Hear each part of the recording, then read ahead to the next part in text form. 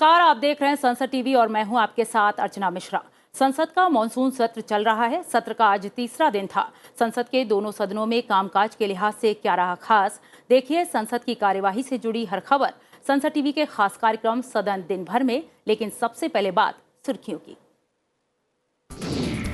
संसद के दोनों सदनों में मणिपुर मुद्दे पर विपक्ष का अवरोध, सदन की कार्यवाही दिन भर के लिए स्थगित। सरकार ने विपक्ष पर चर्चा से भागने का लगाया आरोप।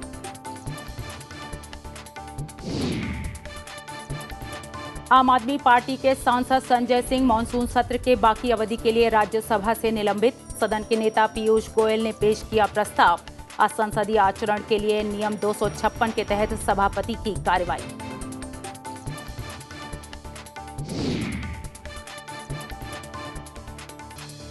गतिरोध के बीच लोकसभा में 3 विधेयक पेश। स्वास्थ्य मंत्री मनसुख मांडविया ने national nursing and midwifery commission bill और नेशनल डेंटल कमीशन बिल 2023 किया पेश। संविधान अनुसूचित जातियां आदेश संशोधन विधेयक 2023 भी पेश।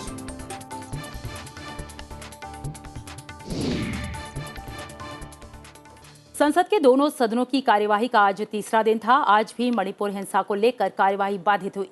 लोकसभा और राज्यसभा की कार्यवाही कई बार स्थगन के बाद कल तक के लिए स्थगित कर दी गई। संसद के दोनों सदनों की कार्यवाही शुरू होने पर मणिपुर हिंसा मुद्दे पर विपक्षी दलों का विरोध जारी रहा। दोनों सदनों की कार्यवाही बार बार स्थगित होती रही। लोकसभा में शोर शराबे के बीच सदन में 3 विधेयक पेश किए गए। वहीं विपक्ष मणिपुर हिंसा के मुद्दे पर सदन में प्रधानमंत्री नरेंद्र मोदी के बयान की मांग कर रहा। गतिरोध के बीच आसन की ओर से सदन की कार्यवाही चलने के लिए बार बार अनुरोध करते रहे, लेकिन विपक्षी दलों का विरोध प्रदर्शन जारी रहा, जिसके कारण सदन की कार्यवाही कई बार के स्थगन के कारण दिन भर के लिए स्थगित कर दी गई। सदन दिन भर में अब बात लोकसभा की कार्यवाही से जुड़ी खबरों की।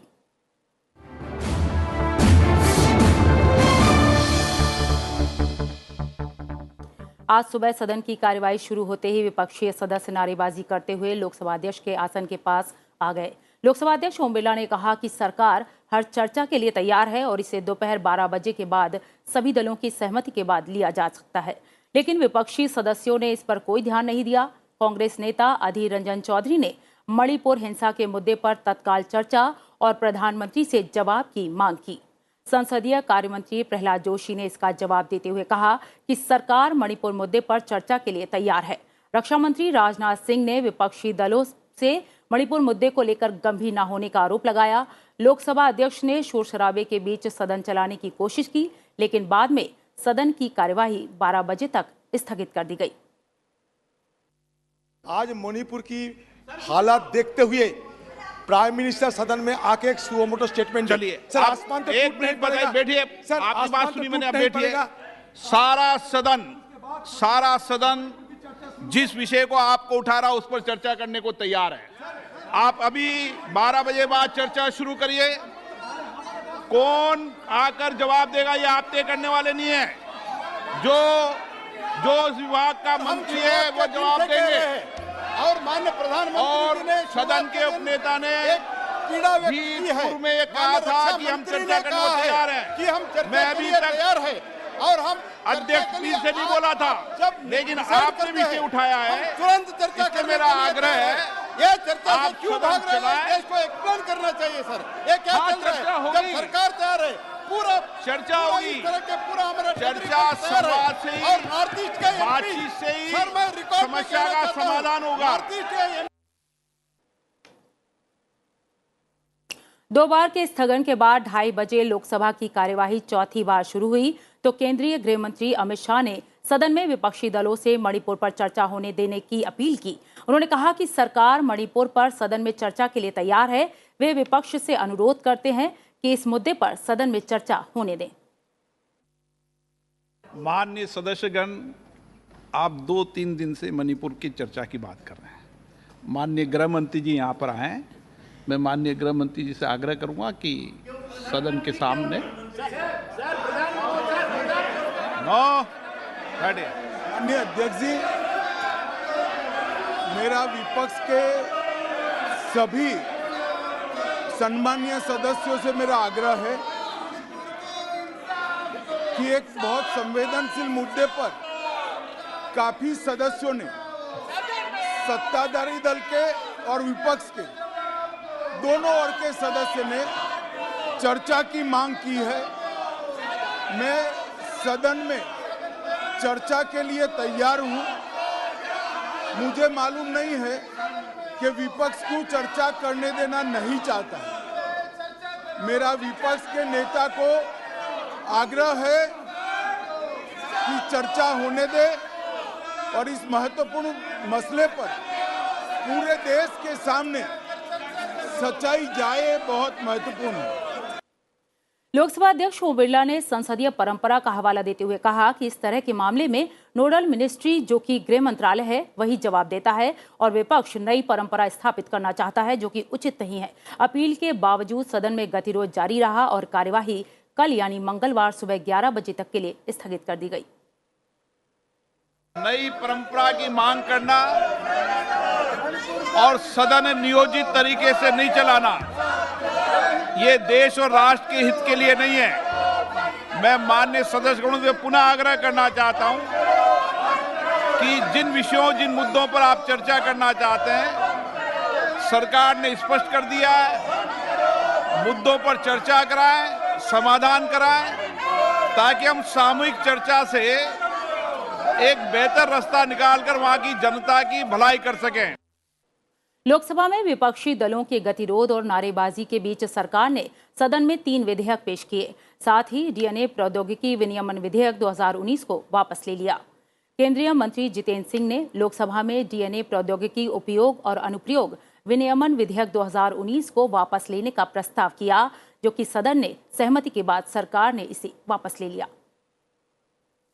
Honorable Speaker, sir, with your kind permission, I rise to move for leave to withdraw the DNA Technology Use and Application Regulation Bill 2019. प्रश्न है कि विधेयक को वापस लेने की अनुमति प्रदान की जाए। जो सदस्य के पक्ष में वो हाँ कहें, जो सदस्य के विरोध में वो ना कहें। मेरे विचार में निर्णय हाँ वालों के पक्ष में हुआ, हाँ वालों के पक्ष में हुआ। अनुमति प्रदान की जाती है। माननीय मंत्री जी अब विधेयक को वापस लें। I beg leave to withdraw the bill. इसके बाद स्वास्थ्य मंत्री मनसुख मांडविया ने national nursing and midwifery commission bill और नेशनल डेंटल कमीशन बिल 2023 सदन में पेश किया। I rise to move for leave to introduce the National Nursing and Midwifery Commission Bill 2023. प्रश्न है कि विधेयक को प्रस्तावित करने की अनुमति प्रदान की जाए। जो सदस्य के पक्ष में वो हाँ कहें, जो सदस्य के विरोध में वो ना कहें। मेरे विचार में निर्णय हाँ वालों के पक्ष में हुआ, हाँ वालों के पक्ष में हुआ। माननीय मंत्री जी विधेयक को प्रस्तावित करें। I introduce the bill. Item number 16 Shri Mansukh Mandaviya ji. I rise to move for more leave to introduce the National Dental Commission Bill 2023. माननीय मंत्री जी विधेयक को प्रस्तावित करें। I introduce the bill. इसके अलावा लोकसभा में आज संविधान अनुसूचित जातियां आदेश संशोधन विधेयक 2023 पेश किया गया। मैं प्रस्ताव करता हूं कि संविधान अनुसूचित जातियां आदेश 1950 का संशोधन करने वाले विधेयक को पूरा स्थापित करने की अनुमति प्रदान की जाए। प्रश्न है कि विधेयक को प्रस्तावित करने की अनुमति प्रदान की जाए। जो सदस्य के पक्ष में वो हाँ कहें, जो सदस्य के विरोध में वो ना कहें। मेरे विचार में निर्णय हाँ वालों के पक्ष में हुआ, हाँ वालों के पक्ष में हुआ। माननीय मंत्री जी विधेयक को प्रस्तावित करें। माननीय सभापति महोदय जी, मैं विधेयक पुनः स्थापित करता हूं। लोकसभा में आज प्रश्नकाल के दौरान संस्कृति, शिक्षा, पर्यावरण, वन और जलवायु परिवर्तन, वित्त, कौशल विकास, उद्यमिता और जनजातीय कार्य मंत्रालय से संबंधित प्रश्न पूछे गए, जिसका जवाब संबंधित मंत्रालय की ओर से दिया गया। सांसद सुब्रत पाठक ने पर्यावरण, वन और जलवायु परिवर्तन मंत्रालय से लंबित परियोजनाओं के लिए पर्यावरणीय स्वीकृति से संबंधित प्रश्न पूछा। पर्यावरण, वन और जलवायु परिवर्तन मंत्री यह बताने की कृपा करेंगे, क्या केंद्र और राज्य सरकारों की परियोजनाएं पर्यावरणीय स्वीकृति के अभाव में विभिन्न राज्यों और संघ राज्य क्षेत्रों के पास लंबित हैं? यदि हाँ, तो तत्संबंधी राज्यवार ब्यौरा क्या है?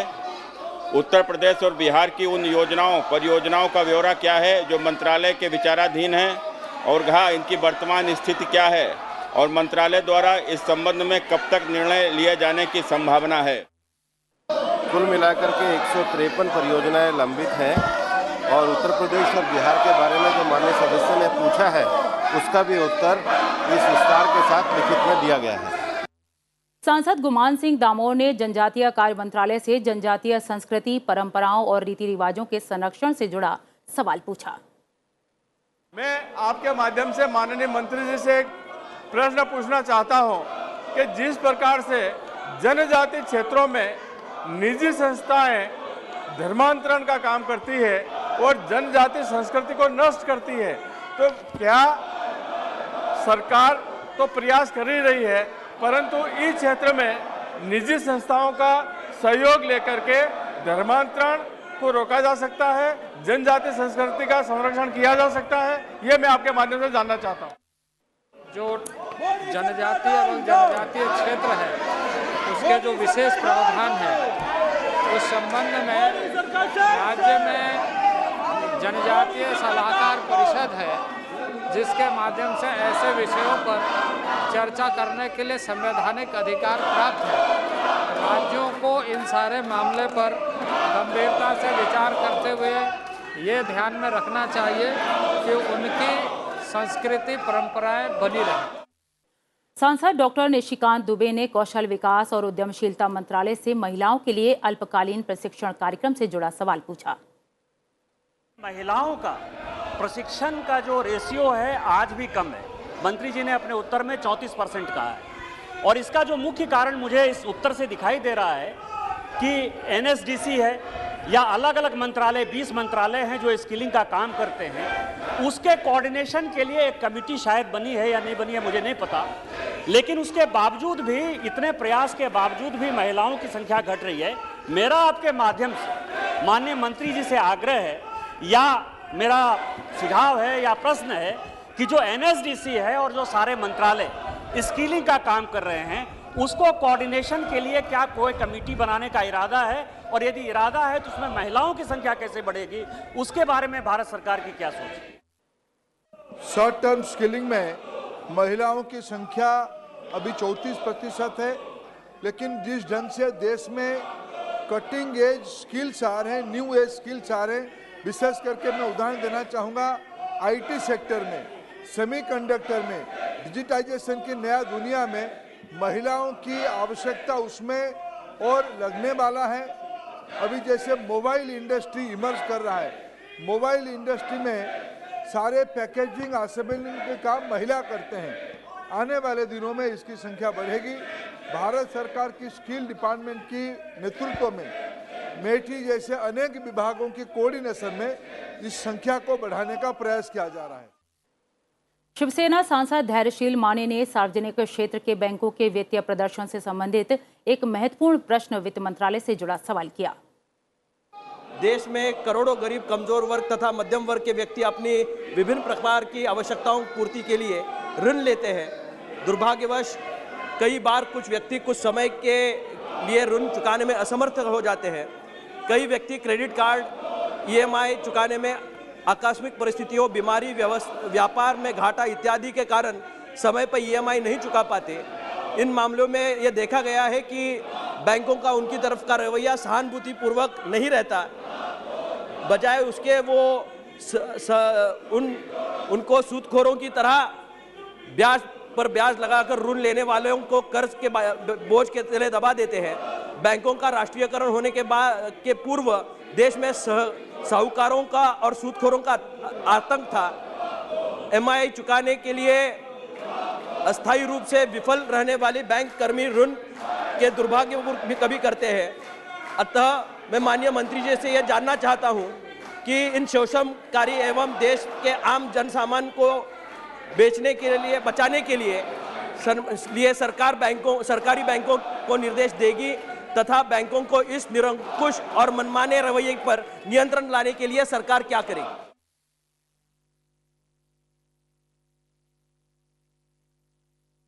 The honorable member has raised a very sensitive issue. I know I've heard complaints about how very mercilessly the paying back has been followed up by some banks, whether they are public sector banks or private sector banks. The government has made sure through the RBI also to instruct such banks that such harsh steps should not be taken and that they should approach this whole matter with a humanity in mind and sensitivity in mind. That instruction has been given to all the banks, be it private or public. Lok Sabha में आज प्रश्नकाल के दौरान संबंधित मंत्रालय की ओर से कई सवालों के लिखित जवाब दिए गए। भाजपा सांसद जगदम्बिका पाल ने संस्कृति मंत्री जी किशन रेड्डी से सवाल किया कि सरकार ने देश भर में खासकर उत्तर प्रदेश में सांस्कृतिक संस्थाओं को बढ़ावा देने के कई कार्यक्रम शुरू किए, ब्यौरा दें। जिसके लिखित जवाब में केंद्रीय संस्कृति मंत्री जी किशन रेड्डी ने बताया कि भारत सरकार ने यूपी समेत देश भर में 7 JDCC यानी क्षेत्रीय सांस्कृतिक केंद्र स्थापित किए हैं, जो कि पूरे देश में नियमित आधार पर विभिन्न सांस्कृतिक कार्यक्रम आयोजित करते हैं। इसके अलावा RSM यानी राष्ट्रीय संस्कृति महोत्सव भी ZCC के माध्यम से आयोजित किए जाते हैं। साल 2015 से संस्कृति मंत्रालय द्वारा 25 स्थानों पर 14 RSM आयोजित किए जा चुके हैं और ZCC प्रतिवर्ष न्यूनतम 42 क्षेत्रीय महोत्सव आयोजित करते हैं।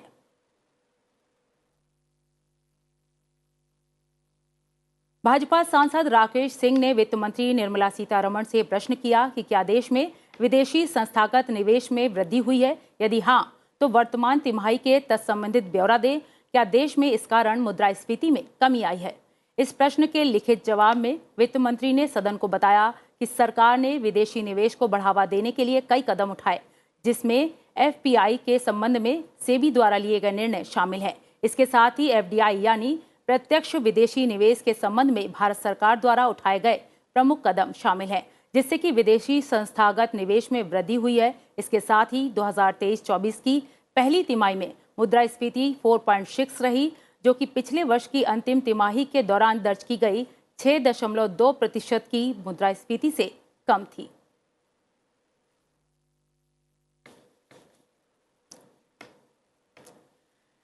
सांसद रमापति राम त्रिपाठी और सांसद PP चौधरी ने जनजातीय कार्य मंत्री से प्रश्न पूछा कि 10 प्रस्तावित जनजातीय स्वतंत्रता सेनानी संग्रहालयों का ब्यौरा क्या है, उनमें से कितने पूरे हो चुके हैं। जिसके लिखित जवाब में जनजातीय कार्य मंत्री अर्जुन मुंडा ने बताया कि सरकार ने 10 राज्यों में जनजातीय स्वतंत्रता सेनानियों के लिए संग्रहालयों के निर्माण के लिए 10 परियोजनाओं को मंजूरी दे दी है। आवश्यकता अनुसार निधि आवंटित कर दी गई है और विभिन्न चरणों में निर्माण काम जारी है। इसके साथ ही यूपी के मिर्जापुर से संग्रहालय स्थापित करने का अनुरोध प्राप्त हुआ है, जिस पर विचार जारी है। तो बुलेटिन में वक्त हो गया है एक ब्रेक का। बने रहिए संसद टीवी के साथ।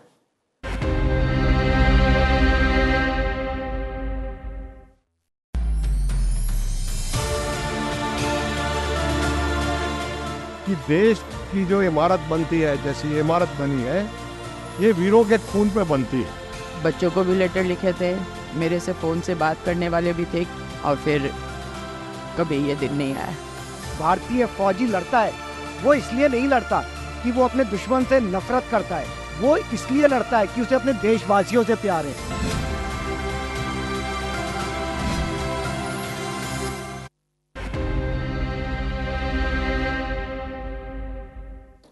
ब्रेक के बाद आपका स्वागत है सदन दिन भर में, और अब बात राज्यसभा की कार्यवाही से जुड़ी खबरों की।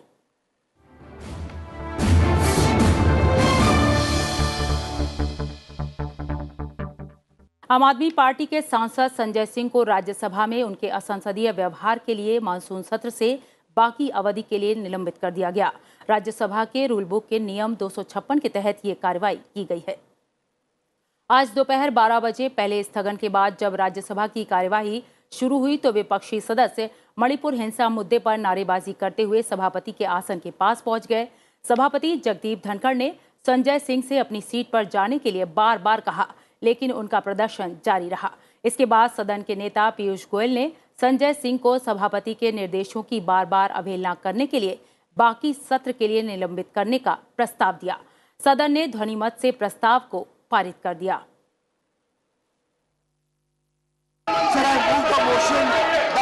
Sanjay Singh, who has been named by the chair be hereby suspended for the rest of the duration of the rest of the session until the last day of this current session.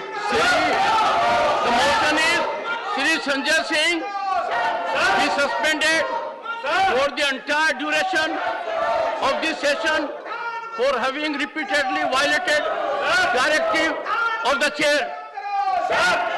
If the House approves it, Shri Sanjay Singh is suspended as member during the entire session of this House. Rajya Sabha के सभापति जगदीप धनखड़ ने सदन को जानकारी दी कि उन्हें कई राज्यों में महिलाओं के खिलाफ हिंसा और अत्याचार की घटनाओं पर चर्चा के लिए नियम 176 के तहत कई नोटिस मिले हैं।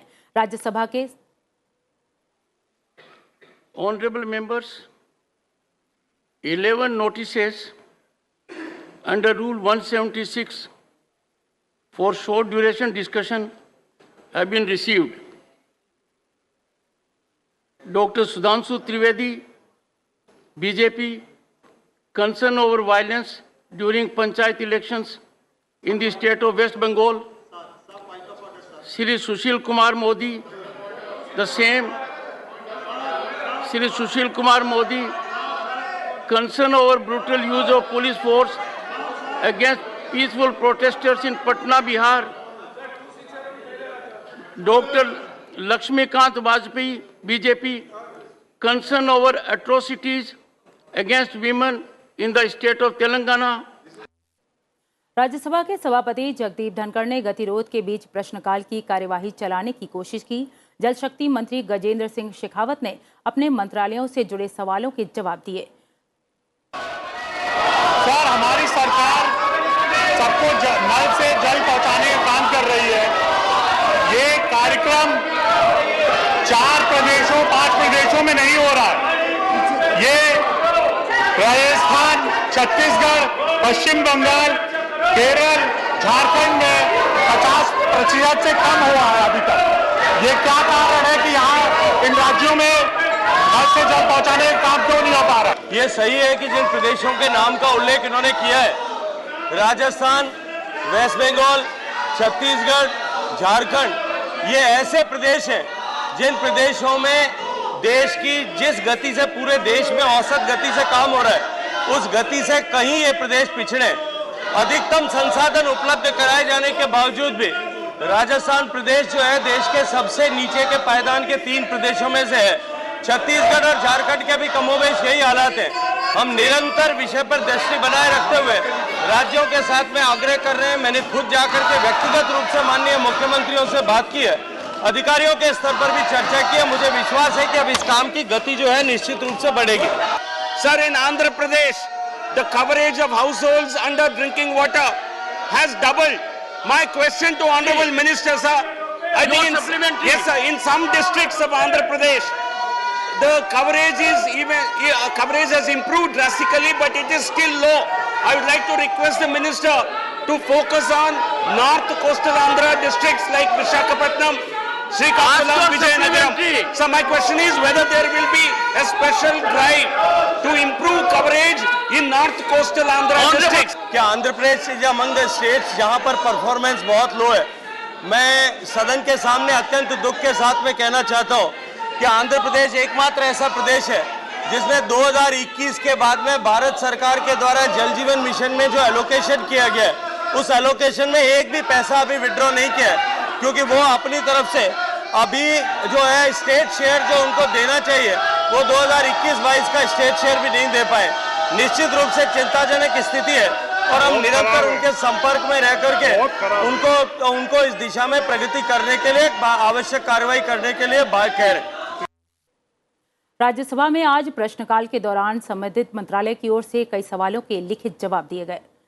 केरल से CPIM के सांसद डॉक्टर जॉन ब्रिटास ने नागर विमानन मंत्री ज्योतिरादित्य सिंधिया से सवाल पूछा कि क्या सरकार ग्रीनफील्ड विमानपत्तनों के विकास के लिए निजी निवेश को प्रोत्साहित करती रही है, जिसके लिखित जवाब में केंद्रीय नागर विमानन मंत्री ज्योतिरादित्य सिंधिया ने बताया कि नागर विमानन मंत्रालय द्वारा ग्रीनफील्ड हवाई अड्डों के विकास सहित देश में अवसंरचना के विकास के संबंध में निजी निवेश आकर्षित करने के लिए अनेकों उपाय किए गए हैं।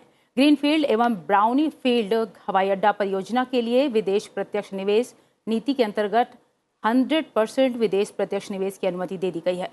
नागर विमानन मंत्रालय ने सार्वजनिक निजी भागीदारी के अंतर्गत विकास कार्य करने वाली विभिन्न राज्य सरकारों को सैद्धांतिक अनुमोदन प्रदान किए हैं, जिनमें केरल में कन्नूर, पश्चिम बंगाल में दुर्गापुर, गोवा में मोपा, महाराष्ट्र में नवी मुंबई, सिंधुदुर्ग, आंध्र प्रदेश में भोगपुरम और उत्तर प्रदेश में नोएडा यानी जेवर भी शामिल है।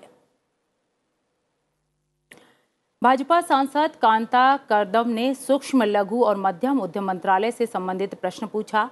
उन्होंने पूछा कि उत्तर प्रदेश में महिला उद्यमियों द्वारा संचालित एमएसएमई की संख्या और प्रदेश में महिलाओं द्वारा संचालित इन एमएसएमई को विभिन्न योजनाओं के तहत संवितरित ऋणों का ब्यौरा क्या है। जिसके लिखित जवाब में केंद्रीय सूक्ष्म, लघु और मध्यम उद्यम मंत्री नारायण राणे ने बताया कि उद्यम पोर्टल, जो कि दिनांक 1 जुलाई 2020 को प्रारंभ किया गया था, उसके अनुसार दिनांक 18 जुलाई 2023 तक उत्तर प्रदेश राज्य में महिला स्वामित्व वाले पंजीकृत सूक्ष्म, लघु और मध्यम उद्यमों की संख्या 2,56,260 है। इस स्कीम की शुरुआत से लेकर दिनांक 30 जून 2023 तक महिला स्वामित्व वाले उद्यमियों के लिए अनुमोदित कुल गारंटियों की संख्या 98,664 है, जिसमें गारंटी कवरेज की कुल राशि 5,851 करोड़ रुपए है। बीजू जनता दल के सांसद निरंजन बिशी ने जल शक्ति मंत्री गजेंद्र सिंह शेखावत से सवाल पूछा कि किसानों को पानी की कम खपत वाली फसलों की खेती करने के लिए प्रोत्साहित करने हेतु चलाए गए जागरूकता कार्यक्रमों को प्रदान की गई वित्तीय सहायता और तकनीकी सहायता का ब्यौरा दें। इसके लिखित जवाब में केंद्रीय जल शक्ति मंत्री गजेंद्र सिंह शेखावत ने बताया कि जल राज्य का विषय होने के कारण राज्य सरकारें अपनी योजनाओं और प्राथमिकता के आधार पर अपने संसाधनों का उपयोग करती हैं। भारत सरकार की भूमिका विभिन्न मंत्रालयों द्वारा कार्यान्वित मौजूदा स्कीमों के अंतर्गत तकनीकी सहायता और कुछ मामलों में आंशिक वित्तीय सहायता प्रदान करने तक सीमित है। भारत सरकार राष्ट्रीय खाद्य सुरक्षा मिशन NFSM के तहत दलहनों, मोटे अनाजों, पोषक अनाजों, कपास और तिलहनों और एकीकृत बागवानी विकास मिशन के तहत बागवानी संबंधी फसलों के विविध उत्पादन को प्रोत्साहित करने के लिए राज्य सरकारों के प्रयासों में सहायता कर रही है। बीजू जनता दल की सांसद ममता मोहंता ने नागर विमानन मंत्री ज्योतिरादित्य सिंधिया से सवाल पूछा कि क्या सरकार ने देश में विमानपत्तनों पर यात्रियों की सुविधा के लिए डिजिटल यात्रा अनुभव हेतु डिजी यात्रा आरंभ की है।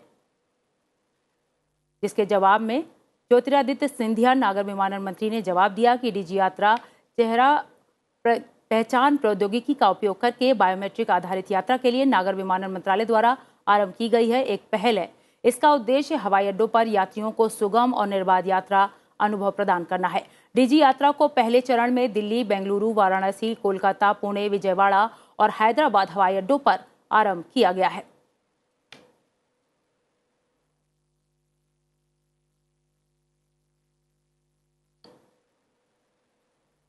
तो कार्यक्रम सदन दिन भर में इतना ही। आप बने रहिए संसद टीवी के साथ। नमस्कार।